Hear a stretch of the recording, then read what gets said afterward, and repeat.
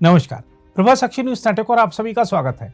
मालदीव के राष्ट्रपति मोहम्मद मुइज़ू चीन की यात्रा से लौट कर आए तो उनके चेहरे की खुशी साफ झलक रही थी। ऐसा लग रहा था कि चीनी राष्ट्रपति शी जिनपिंग ने मुइज़ू को दिल खोलकर दान दिया है। लेकिन अब जिस तरह धीरे धीरे सारी चीजें सामने आ रही हैं, वह दर्शा रही हैं कि ड्रैगन के जाल में मालदीव बुरी तरह फंस चुका है। दरअसल मालदीव में अब ऐसा लग रहा है कि राष्ट्रपति भले मोहम्मद मुइज़ू हैं, लेकिन वहां की सरकार का नियंत्रण चीन करेगा।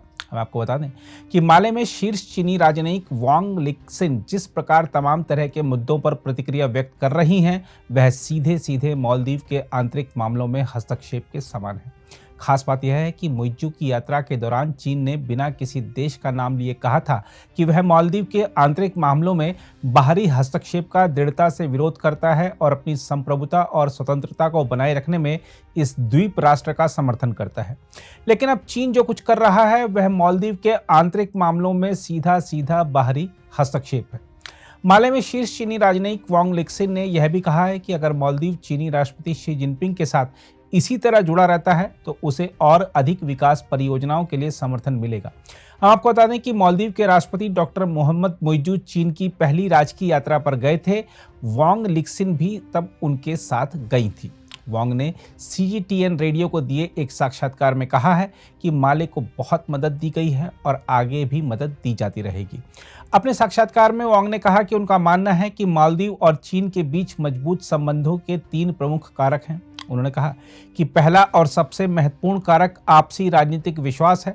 उन्होंने कहा कि इस यात्रा के दौरान दोनों राष्ट्राध्यक्षों ने हमारे द्विपक्षीय संबंधों को व्यापक रणनीतिक सहकारी साझेदारी तक बढ़ाने की घोषणा की है।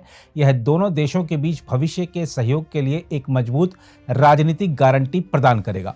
वांग ने कहा कि दूसरा कारक राष्ट्रपति शी की पहल और राष्ट्रपति मुइज़ू का उन पहलों के साथ जुड़ना है। उन्होंने कहा कि मुझे लगता है कि हम ऐसे ही आगे बढ़ते रहे तो मालदीव के लोगों को लाभ पहुंचाने वाली और अधिक परियोजनाओं पर निर्णय ले सकते हैं। वांग ने कहा कि तीसरा कारक व्यापक परामर्श और साझा लाभ के सिद्धांत का पालन करना है। उन्होंने कहा, मुझे लगता है कि इन 3 प्रमुख कारकों के साथ भविष्य में हमारा बहुत उपयोगी और टिकाऊ सहयोग होगा। यहाँ हम आपको यह भी बताना चाहेंगे कि चीन जिस भी देश को अपने कर्ज के जाल में फंसाता है, उस देश में चीनी राजनयिकों की ऐसी ही दादागिरी देखने को मिलती है। नेपाल और श्रीलंका में चीनी राजनयिकों की ओर से ऐसी ही बयानबाजी कई बार सामने आई थी। जहां तक चीन और मालदीव के संबंधों में आई प्रगाढ़ता की बात है, तो आपको बता दें कि राष्ट्रपति मुइज़ू ने चीन के साथ जिन प्रमुख समझौतों पर हस्ताक्षर किए हैं, उनमें पर्यटन और बुनियादी ढांचे के विकास से जुड़े करार भी शामिल हैं। हालांकि चीन की ओर से किसी भी देश से किए गए बुनियादी ढांचे के वादों को पूरा करने का काफी उतार चढ़ाव वाला इतिहास है, इसलिए देखना होगा कि असल में मालदीव को मिलता क्या है। फिलहाल तो मालदीव को चीन की बेल्ट एंड रोड पहल में एक मोहरे के रूप में काम करना होगा। इसके अलावा मालदीव ने चीन से बड़ी संख्या में पर्यटक भेजने का आश्वासन तो ले लिया है, लेकिन इसका पूरा हो पाना मुश्किल है, क्योंकि लगातार अपने द्वारा ही बनाए गए कोरोना वायरस के चलते चीन में लंबे समय तक जो लॉकडाउन रहा, उससे वहां की अर्थव्यवस्था अब तक नहीं उभरी है। चीन में बेरोजगारी अपने सर्वोच्च स्तर पर है और औद्योगिक उत्पादन गिरा हुआ है, क्योंकि बाजार में मांग ही नहीं है। अधिकांश चीनियों के पास बीजिंग से शंघाई तक जाने का पैसा नहीं है, तो वह घूमने के लिए माले कैसे जाएंगे। चीन की गोद में बैठकर मुइज़ू जो गलती कर आए हैं, उसका परिणाम मालदीव को भुगतना ही होगा। यह द्वीप राष्ट्र पहले ही कट्टरपंथी इस्लामिक आतंक का केंद्र बना हुआ है, जो किसी भी अन्य देश की तुलना में अधिक लड़ाके भेज रहा है। ऐसी रिपोर्टें सामने आई थी कि मालदीव से इस्लामिक स्टेट के लिए काम करने गए लोगों को सीरिया के शिविरों में रखा जाता है और प्रशिक्षण दिया जाता है। इसके अलावा मालदीव अब पाकिस्तान से संचालित ड्रग सिंडिकेट में भी फंस चुका है। ये ड्रग सिंडिकेट युवाओं को नशे की आदत लगाते हैं और उन्हें कट्टरता के रास्ते पर धकेलते हुए इस्लामी आतंक को बढ़ावा देते हैं।